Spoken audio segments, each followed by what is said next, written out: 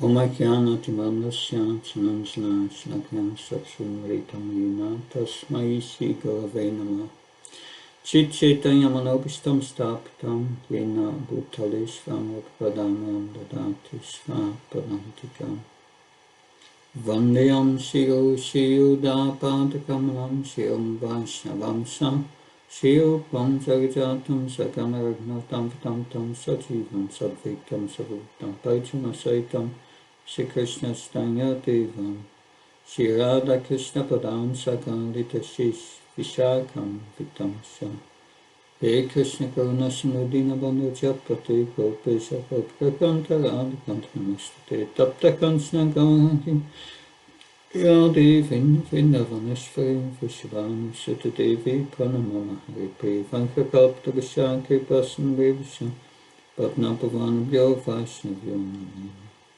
Hare Shri Krishna Chaitanya Prabhu Nityananda Shri Advaita Gadadhar Shivasadi Gaura Bhaktavinda Hare Krishna Krishna Krishna Hare Hare Hare Ram Ram Hare Hare Namo Vishnu Padaya Krishna Prastaya Bhutale Srimati Bhakti Saraswati Namani Namo Vishnu Padaya Krishna Prastaya Bhutale Srimati Bhaktivedanta Swanti Namani Namaste Saraswati Deva Gauravani Pacharya Nirvishesha Samavadi Paskatya Bezatana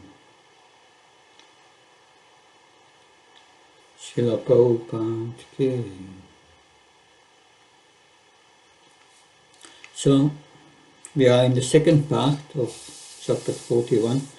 Krishna and Balaram enters Mathura, and we heard about Akrura in the beginning, and then the ladies of Mathura, and the Brahmins, and then the washerman. Today we will discuss chapter 41. Verses 31 till 52. So we will be starting with reading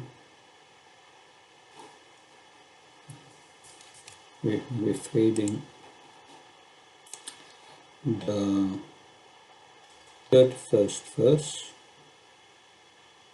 of the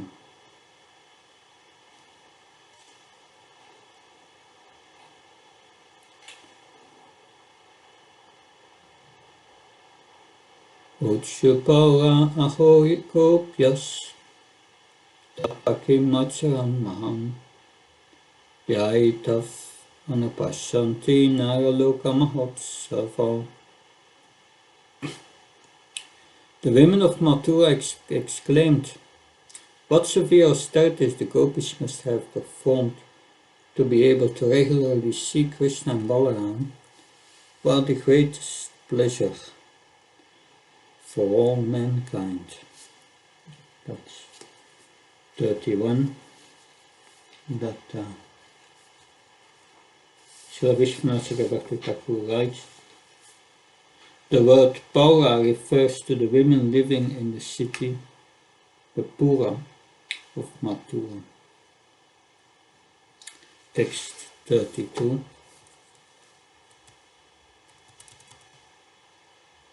Seeing a washerman approaching, who had been dyeing some clothes, Krishna asked him for the finest laundered garments he had. That text 34, 35. Lord Krishna said, "Please give suitable garments to the two of us, who certainly deserve them.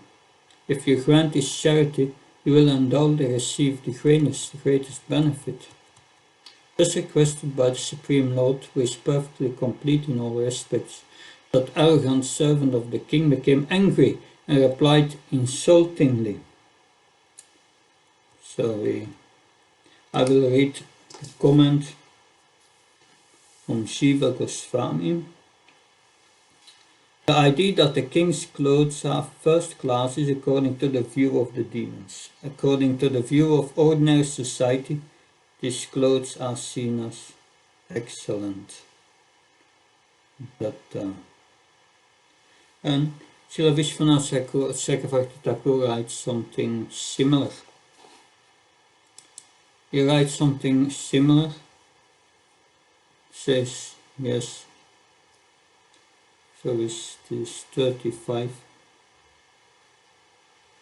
yeah. So, according to the view of devotees, his clothes are not good enough, because they were made for a demon. And we had here the commentary from Vishwanath Chakravarti Thakur. Udvrita means one who has deviated from good. The washerman said, "O you who have transgressed the bounds of good behavior, O ill-mannered boys, you dare to put on the king's clothing?"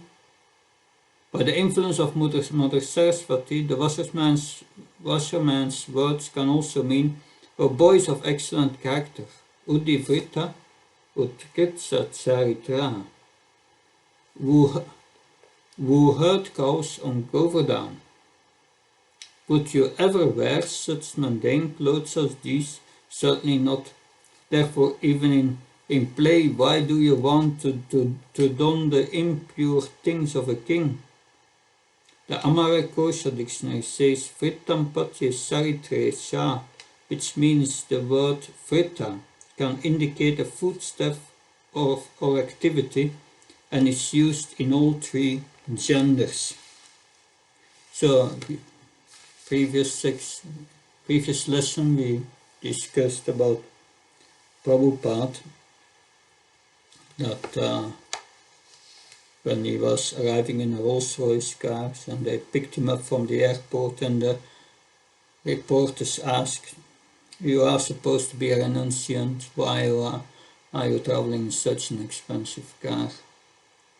And Srila Prabhupada said, "It's not good enough for me because I'm the representative of Krishna. I should have a golden car. So not this tin car, it's useless," he said. So by materialistic vision, such a Rolls-Royce car is very good, but for Prabhupada it wasn't good enough. Text 36. 36, straight from the Veda-base. "Fools, get out of here quickly. Don't beg like this if you want to stay alive. When someone is too bold, the king's men arrest him and kill him and take all his property." As the washerman thus spoke brazenly, the son of Devaki became angry, and then merely with his fingertips he separated the man's head from his body. So, we have commentary first of Srila Vishwanath Chakravarti Thakur. The normal meaning of the verse is clear. However, there is another meaning. The washerman said, "O Bhagavan, who on the pretext of taking 3 steps of land claimed the body of Balisa, you should not request in this way if you want to keep me alive. Just as Bali fell into danger by giving charity, if I give you clothes, then my life will be over today. The servants of the king will bind up that person who is not afraid Driptam of Kamsa, and after informing Kamsa, they will kill and loot his house."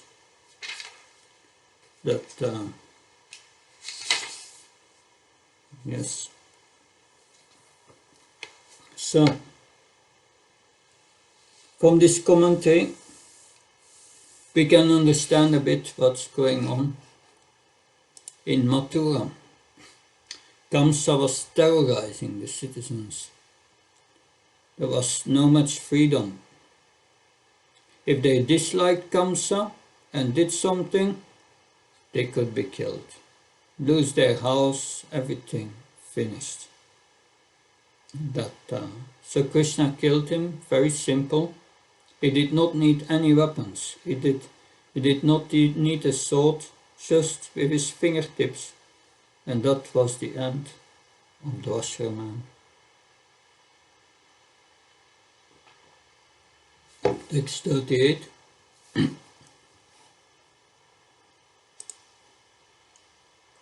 The washerman's assistants all dropped their bundles of clothes and fled down the road, scattering in all directions. Lord Krishna then took the clothes. So, now I have a question to all of you. Does someone know who this washerman was in his previous birth? Please raise your hand if you know. But nobody knows what this washerman was in his previous life. It's mentioned in Garga Samhita that interesting, when Mother Narayani was presenting this, she read a lot of Garga Samhita. At that time, 2010 or something, her husband had just translated Garga Samhita, and that was just published at that time. And she was reading from Garga Samhita, and this Garga Samhita tells about the washerman's previous birth. Who was the washerman in his previous birth? Why did Lord Krishna kill him? Why? And why did his spiritual effulgence merge into Krishna's body? So, Garga Samhita gives the answer. In Treta Yuga, in Lord Ram's kingdom in Ayodhya, as Lord Ram's spies overheard, the same washerman said to his wife, I will not maintain you, a sinner, who down returns from another's house. Ramachandra, who is greedy to enjoy with his wife, may continue to maintain his Sita, but I am not like Ram. Hearing from many mouths that the people were criticizing him, Lord Ramachandra at once exiled Sita to the forest. So this washerman was in his previous life the cause of Lord Ram exiling Sita to the forest. Lord Ram had no desire to punish him, but the man in due course became a washerman at the end of Dvapara Yuga. And to stop his blasphemy forever, Krishna killed him.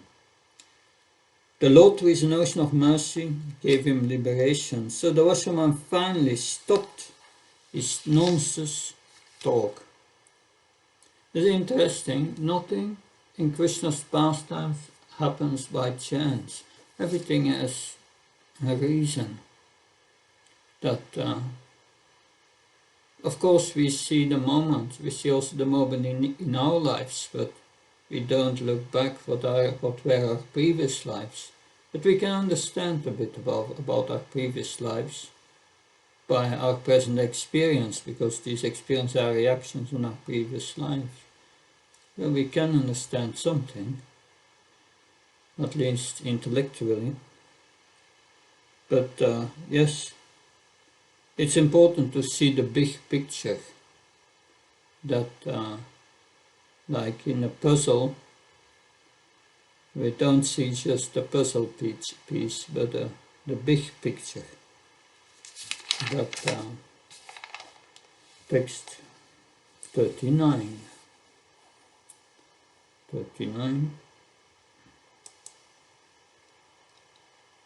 Krishna and Balaram put on pairs of garments that especially pleased them, and then Krishna distributed the remaining clothes among the cowherd boys, leaving some scattered on the ground. So there were clothes, city clothes for everyone. So they had a nice time. They to go to the town, you need nice clothes. So the coward dress was not appropriate for Mathura. So they got the king's clothes, which are the best clothes. So they are going to Mathura in style. They have very nice clothes. But now what happens? Text 40.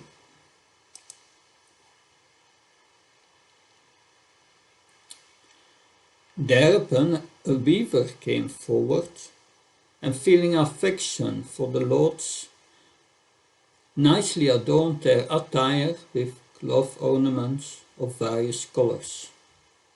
Purport. Srila Jiva Goswami explains that the weaver adorned the lords with cloth armlets and earrings that looked just like jewels.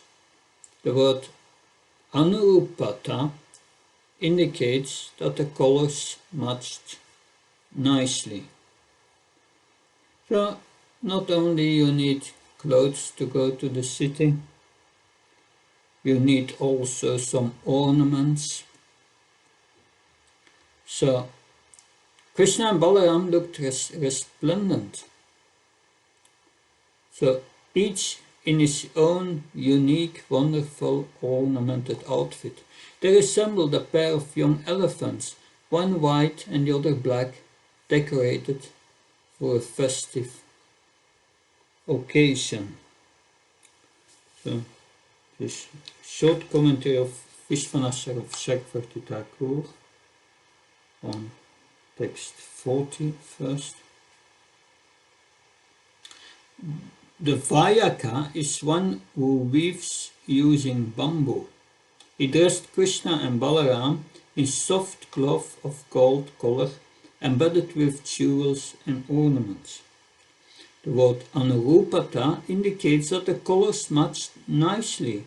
Anurupata also means that in Krishna's and Balaram's pastime of becoming wrestlers, cloth ornaments will be suitable because they will not pain their bodies. So, wear suitable dress for wrestling, because Krishna will and Balaram will the day after go in the morning to the wrestling arena.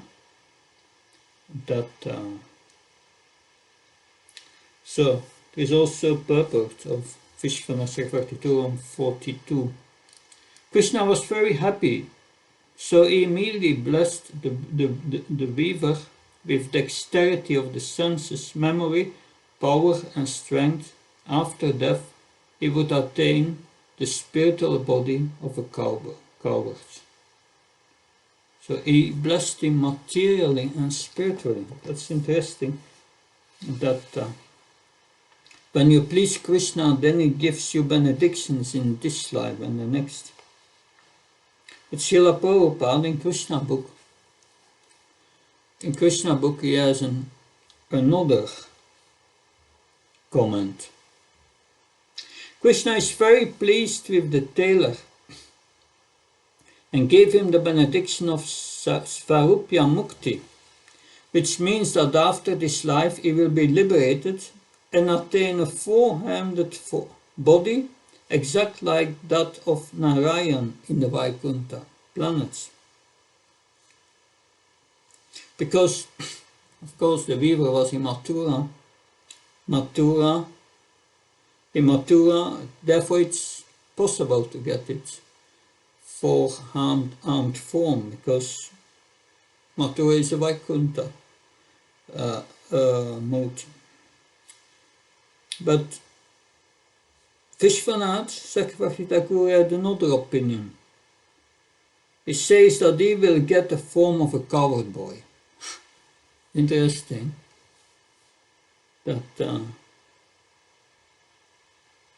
So we continue reading from Krishna book. Krishna also granted him that as long as he would live, he would earn sufficient opulence to be able to enjoy sense gratification. By this incident, Krishna proved that those who are Krishna-conscious devotees will not be lacking material enjoyment of sense gratification. They will have sufficient opportunity for such things, but after leaving this body, they will be allowed to enter the spiritual planets of Vaikuntha Loka or Krishna Loka, Goloka, Vrindavan.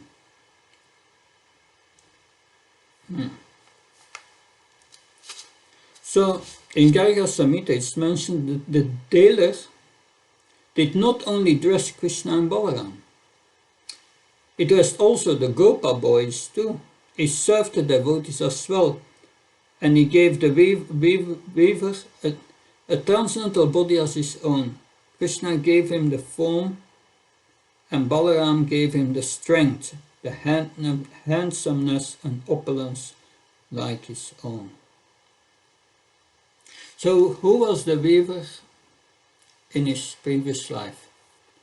Someone knows who was the weaver in his previous life? No? Again, we will go to Garga Samhita.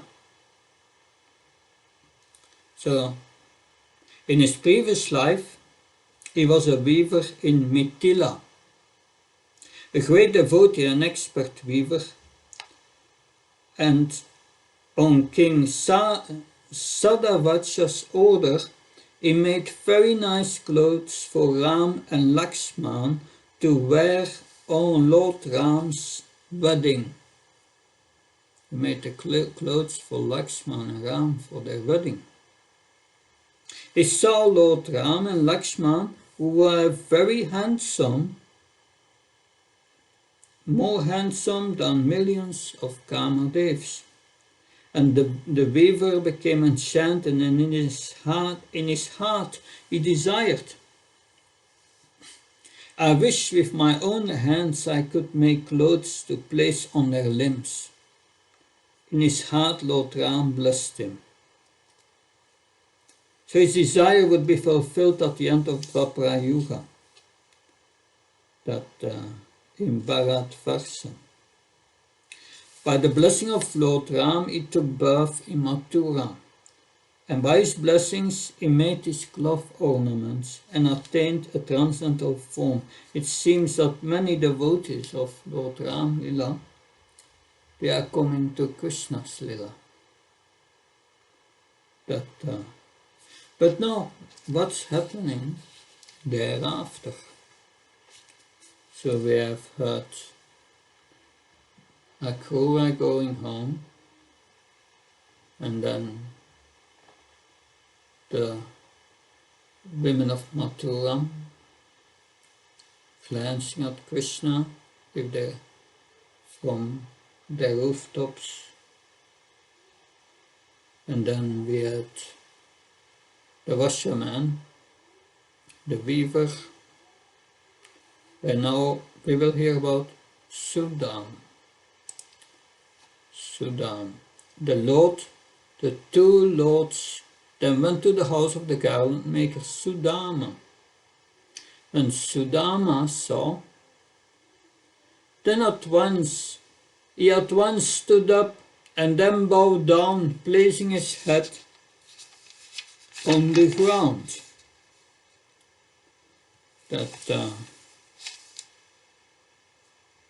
So we will read the next verses, 44. After offering them seeds and bathing their feet, Sudama worshipped them and their companions with arghya, garlands, pan, sandalwood past, and other presentations. Sudama said, O my Lord, my birth is now sanctified and my family free of contamination. Now that you have both come here, my forefathers, the demigods, and the great sages are certainly all satisfied with me. You two lords are the ultimate cause of this universe. You bestow sustenance, prosperity upon this realm. You have descended with your plenary expansions. Because you are the well-wishing friend and supreme soul of the whole universe, you regard all with unbiased vision. Therefore, although you reciprocate your devotees' loving worship, you always remain equally disposed to all living entities. And in this text 47, Srila Vishwanath Chakravarti Thakur comments, Sudam said, though you are all equal, you show special mercy to your devotees, Bhajantam Bhajatorapi, and Krishna confirmed this in Bhagavad Gita, Samam Sarvabhutanamit Vesheti Stinapaya Ye Bhajanti Tumam Bhaktyam Maititam Sapyam. I envy no one, nor am I partial to anyone, I am equal to all, but whoever renders service unto me in devotion is a friend, is in me, and I am also a friend to him. Sudam said, actually, you are merciful to that person who worships you, whether he is a Brahmin or a dog-eater, without regard for his birth or caste.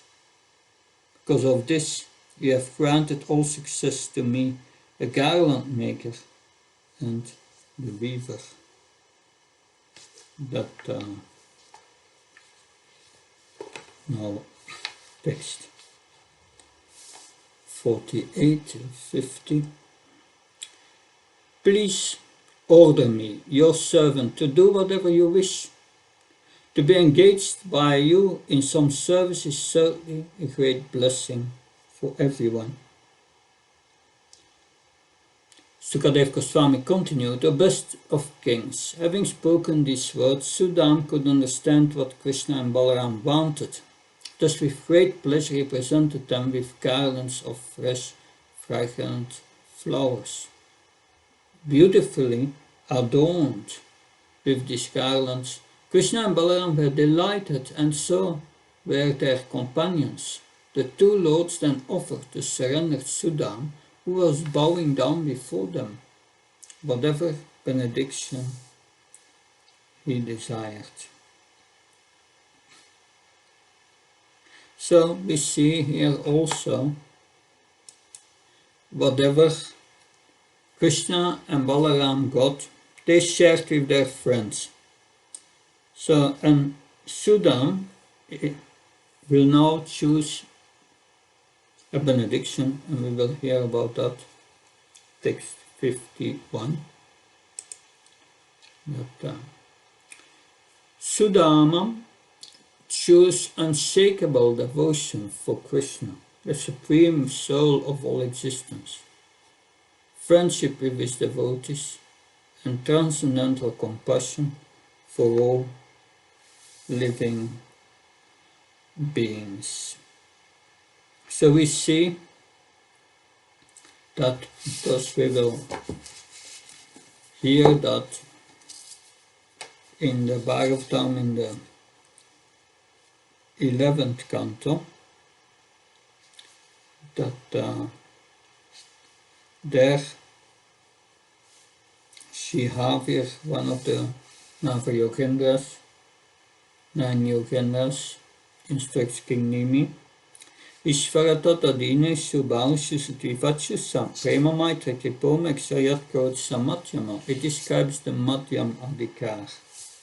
The Madhyam Adhikar offers his love to the Supreme Lord, is a sincere friend to all devotees, and shows mercy to the ignorant people and disregard those who are envious of the Supreme Personality of Godhead. So here it is said he wants friendship with all devotees and devotion for Krishna and compassion for all living beings. He wants to be a Madhyam Adhikar, that he wants to love Krishna, have friendship with devotees, and compassion for all living entities. That there is another pure devotee who asks for the same thing in the Bhagavatam. Who is that pure devotee? That I will, for this, of course, this pure devotees Maharaj Pariksit. So I will go now to the first canto, chapter 19, text 16.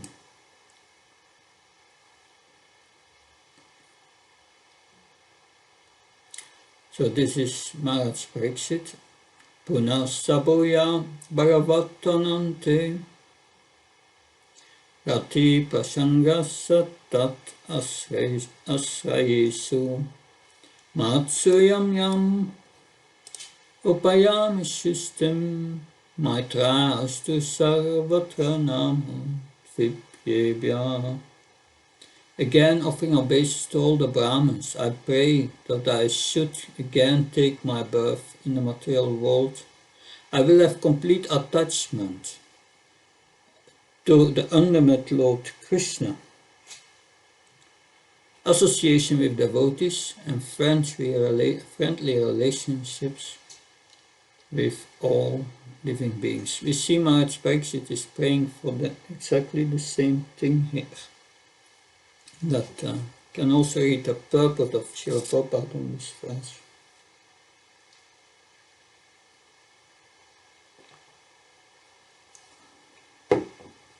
That the devotee of the Lord is the only perfect living being is explained here by Maharaj Pariksit. The devotee of the Lord is no one's enemy, although there may be many enemies of a devotee. A devotee of the Lord does not like to associate with non-devotees. Although he has no enmity with them, he desires association with the devotees of the Lord. This is perfectly natural because birds of the same feather mix together. And the most important function of a devotee is to have complete attachment to Lord Krishna, the Father of all living beings. As a good son of the Father behaves in a friendly way with all his other brothers, so also the devotee of the Lord, being a good son of the Supreme Father, Lord Krishna, sees all other living beings in relation with the Supreme Father. He tries to bring back the upstart sons of the Father to a saner stage and to get them accept the Supreme Fatherhood of God.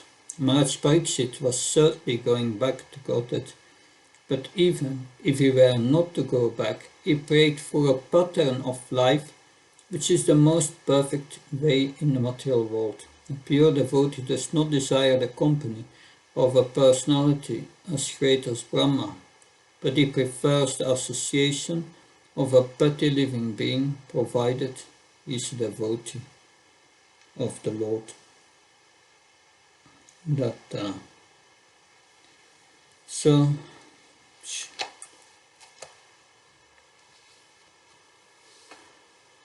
Srila Prabhupada writes, a good son of a father behaves in a friendly way with his brothers. Yes, that's so devotee, being a good son of Krishna, sees all living beings in relation with the Supreme Father.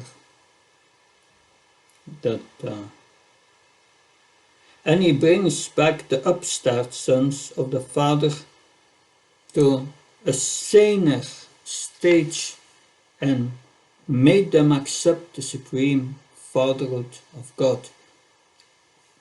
So Maharaj Pariksit was certainly going back to Godhead, but even if he were not to go back to Godhead, he prayed for the most perfect way in the material world.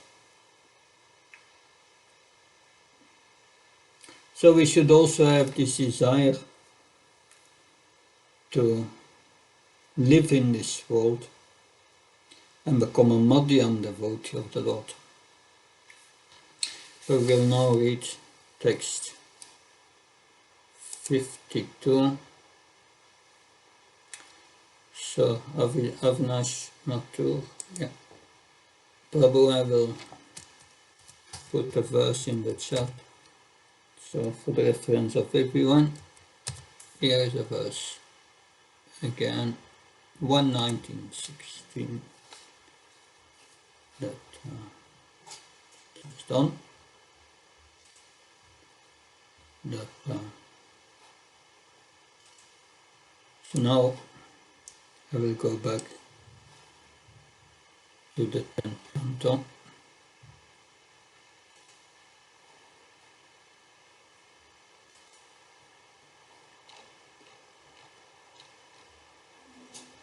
Beyond.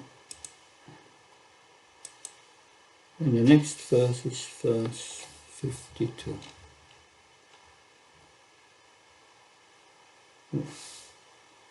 Which is, yeah, the last verse.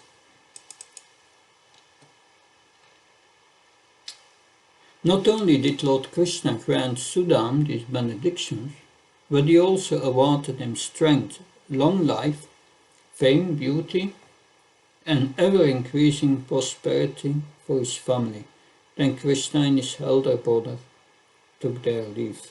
So we can see purport, we can see a clear difference between Lord Krishna's dealings with a nasty washerman and his dealings with the devoted florist Sudama. The Lord is as hard as a thunderbolt for those who defy him, and as soft as a rose for those who surrender to him. Therefore we should all sincerely surrender to Krishna, since that is clearly in our self-interest. That we have also purport of Srila Vishwanath Chakravarti Thakur. Krishna gave the garland maker strength, power, wealth, and beauty, though he did not desire them. This was a response to his enthusiastic desire to serve Krishna and Balaram. Thus we understand in all cases Krishna is most affectionate to his devotees. So it's a good example for devotees how to serve Krishna, which Sudam gives here. How to be a devotee of Krishna and avoid the thunderbolt side. But the gopis did not care for this. But sometimes a thunderbolt may come in our devotional service, but we should not let that stop us from surrendering to Krishna.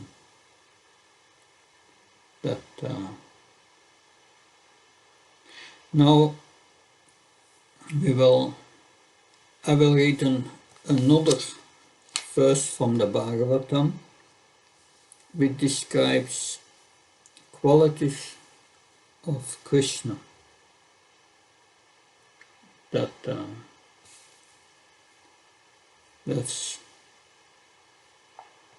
we find that in, I'll put it in the chat, Srimad Bhagavatam 11:29 till 32. But let's see if I find it in the Veda base here. Contents to the 11th canto, chapter 11, verse 29.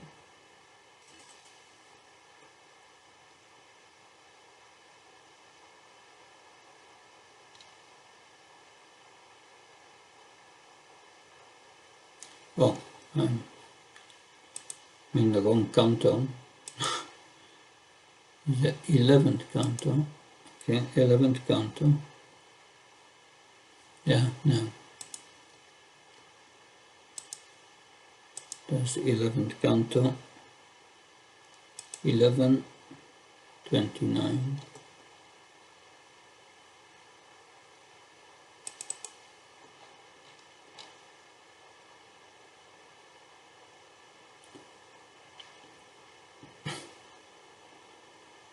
So these are qualities of Krishna, or qualities, yeah,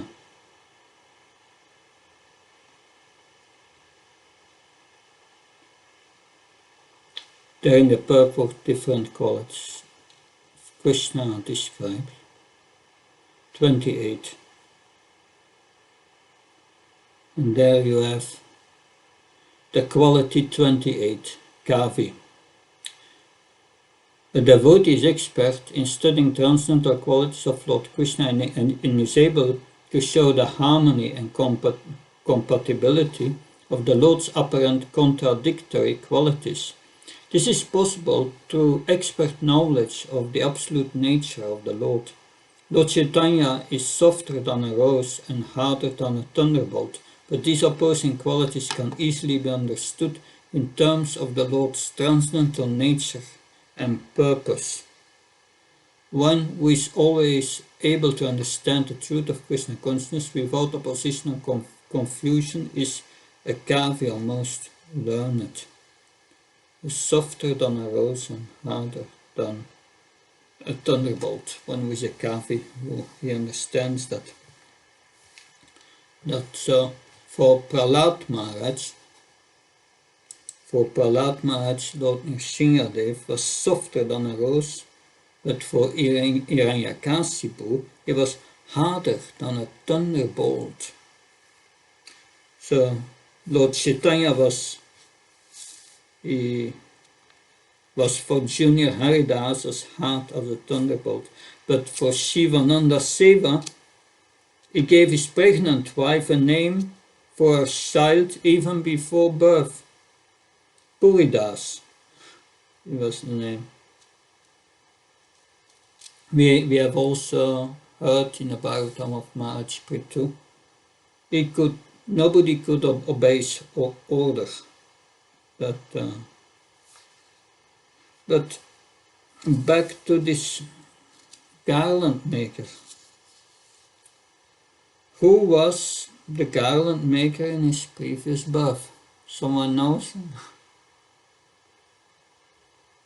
Anyway, that in his life, so it was interesting. This is not connected with the Ram Lila. The previous two were from Ram Lila, the washerman, and also the weaver.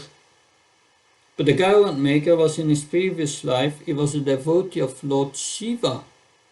Interesting. In his last life, he was in Kuvera's Kshetrarad gardens, serving as a gardener. His name was Hemamali. He worshipped Lord Shiva with the purpose of attaining association of Lord Vishnu. So he worshipped Lord Shiva to get the association of Lord Krishna. And for 5,000 years, of course, that's probably Satya Yuga, they were living 100,000 years, and 5,000 years, he took 300 lotus flowers and placed them before Lord Shiva and bowed down. Sometimes we think, oh, I'm doing 30, 40 years seva, but he did it for 5,000 years. And every day 300 lotus flowers and placed them before Lord Shiva. And finally Lord Shiva was very pleased. So one day Lord Shiva said, intelligent florist, ask for a boon. And with folded hands he circumambulated him, and standing before him with bowed head, Hemamali spoke. By your blessing, may I be able to see my own eyes the perfect Supreme Personality of Godhead, Lord Krishna, and enter my home. So he prayed, so please, may he enter my home. Interesting, Krishna meets the washerman, and then the weaver comes to offer his services. But Krishna goes to his house, Krishna and Balaram of the florist. it goes direct to his house. So that's the reason that he prayed for that, may he enter my house. And Lord Shiva replied, yes, in Bharatvarsha, at the end of Dvapara Yuga, your desire will bear fruit. Of this is no doubt. So this is an instance of proper demigod worship. It's to get Krishna. So this was the 41st chapter, and I invite you now for any questions that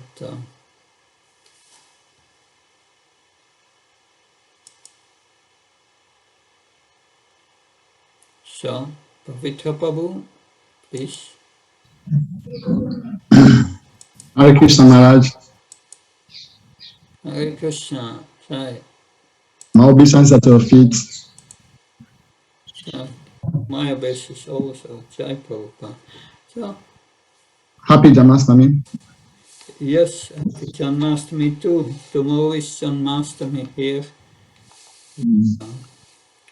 Maharaj, in the scriptures we have two Sudama.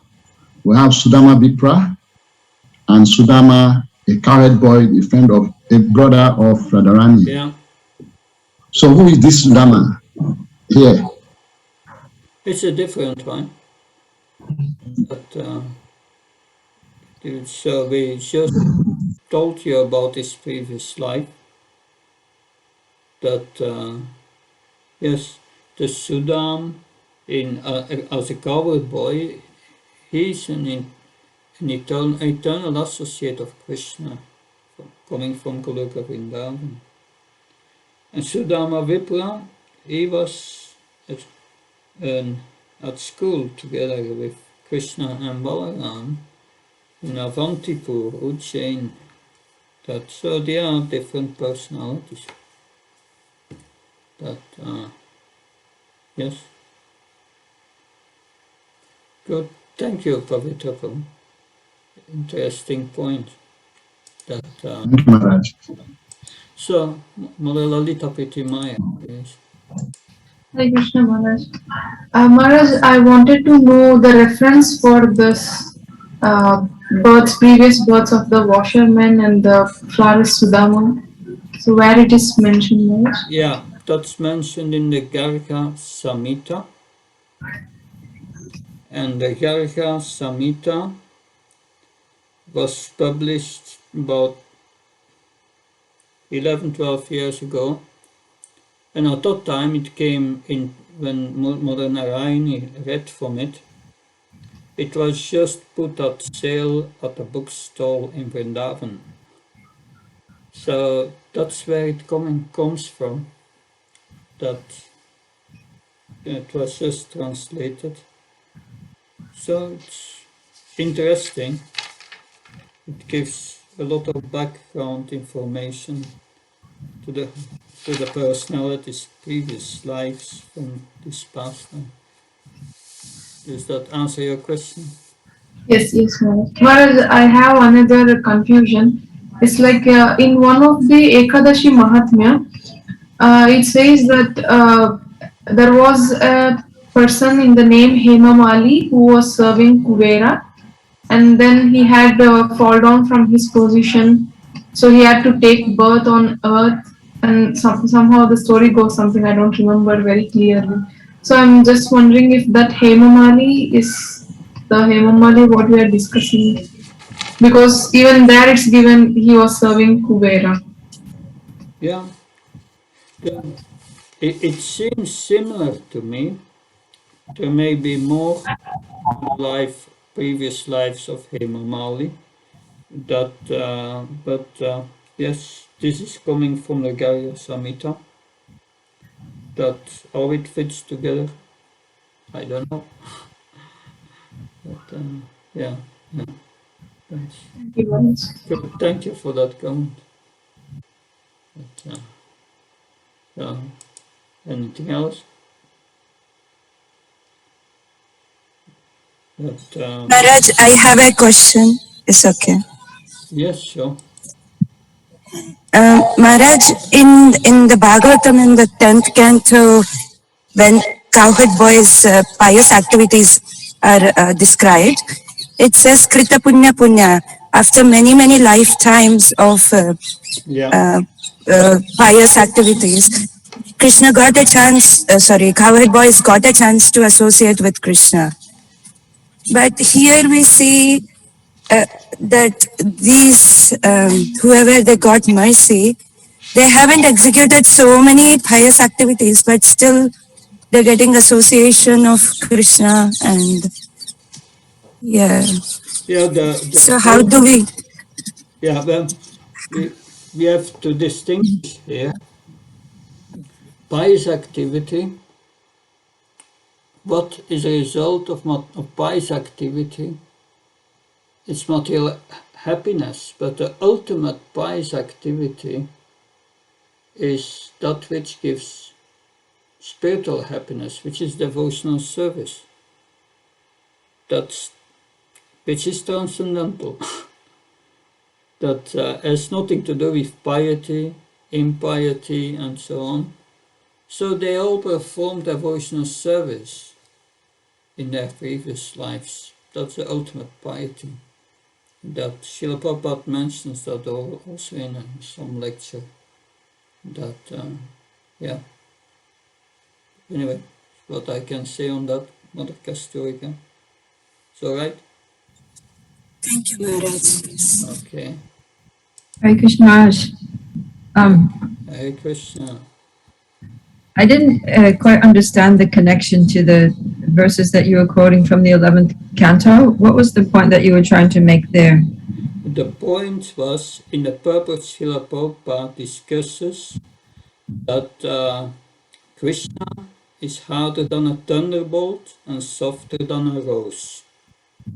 And such a devotee who understands that is called the Kavi. And that's the point being made. Okay, so we saw that in the way he was hard as a thunderbolt with the washerman, but soft as a rose with Sudama and the wheat. Yeah, right. Okay. So that was the only point.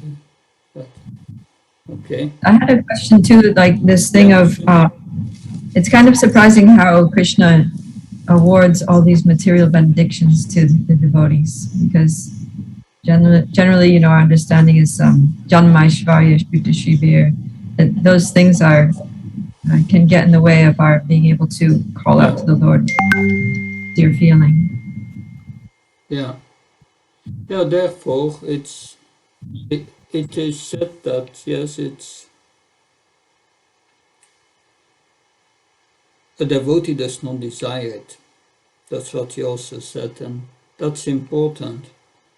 For the devotee, this is not important, but out of affection, Krishna gives us this anyway, but the condition is that we are not desiring it. We are at least not desiring it for ourselves. You can desire it for your service, that's something else. Like we saw the wife of Sudan Vipra. She wanted wealth because she could not nicely serve her husband. So that's good. That's appropriate in devotional service. It was nothing for herself, it was all for her service. So that is important. But Krishna, out of affection, he wants to share his opulences with his devotees and gives them everything they need out of affection. And that shows, a devotee is not. It's said in the Bhagavad Gita also, the devotee is not bereft from the results of doing pious activities, or the results of austerities, or the results of all other yoga systems, mystic powers, everything. He gets also these results. So Krishna can give opulences and just to please his devotees, although they desire only to serve Krishna. So that's, of course, a Brahman is opulence is austerity, like Sudam Vipra.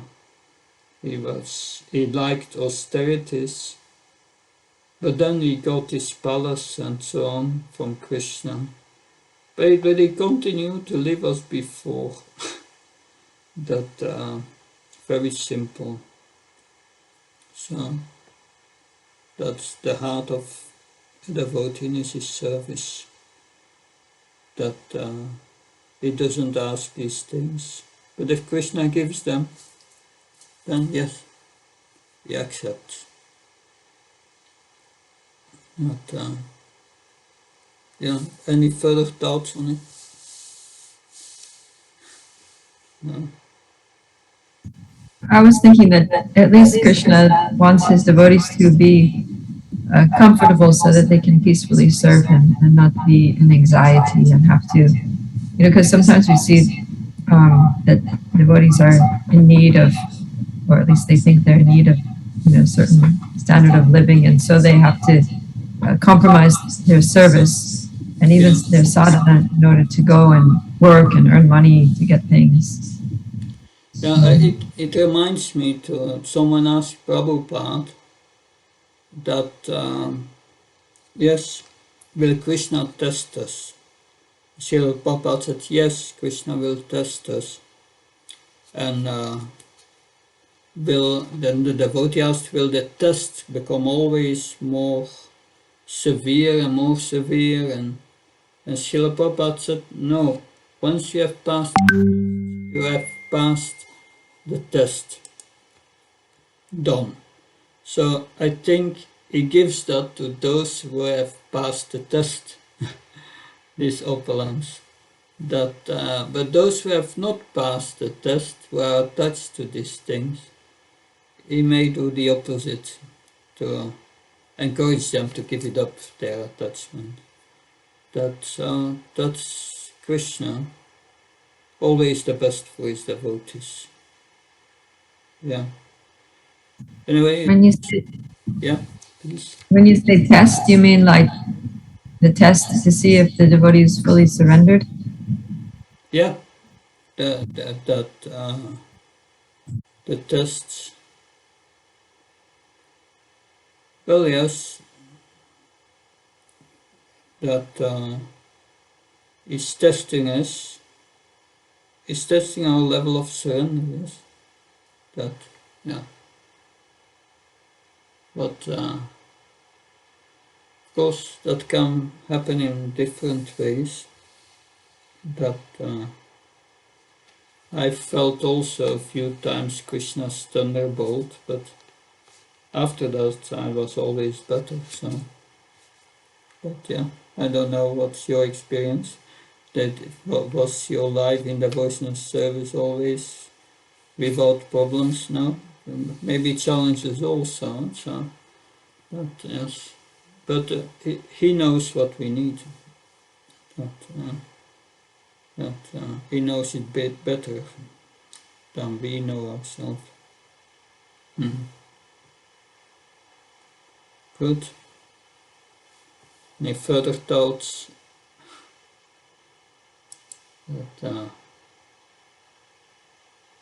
So this 41st chapter, that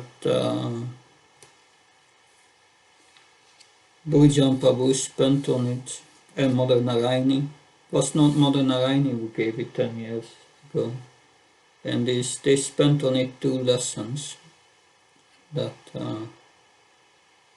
so I think if there are no further questions, then we can continue next Wednesday. And I wish you a very happy Janmashtami and Prabhupada's appearance day. On Prabhupada's appearance day, I will move from Germany here, Singachalam, then Singapore, to Prague in Czech Republic. So I will be at another place, but normally should be nice internet there. So I'm looking forward to see you after Janmashtami. Hare Krishna, Jai Prabhupada.